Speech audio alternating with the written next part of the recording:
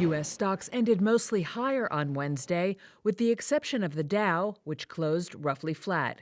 The S&P 500 gained 0.4%, while the tech-heavy Nasdaq added 0.2%. U.S. Treasury Secretary Scott Bessent helped ease investors' nerves by saying that Washington did not want to escalate a trade conflict with China. He also emphasized that President Trump is ready to meet Chinese President Xi Jinping later this month. Meanwhile, a day after Fed Chair Jerome Powell left the door open to rate cuts, Fed Governor and Trump appointee Stephen Miron said at a CNBC event that, quote, 2 more cuts this year sounds realistic.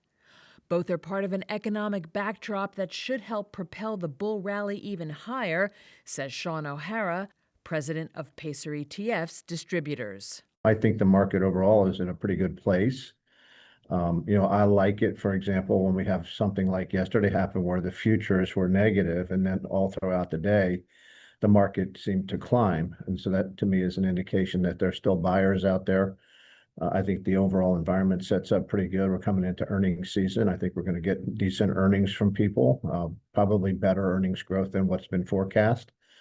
Jerome Powell is acting like maybe he's going to cut again, which would be good news for the market as well.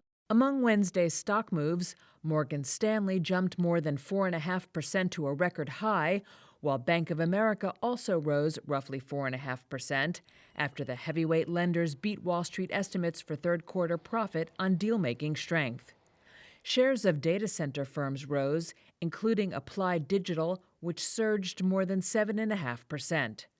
The moves followed news that an investment consortium including BlackRock, Microsoft, and NVIDIA will buy Aligned Data Centers, one of the world's biggest data center operators, in a $40 billion deal.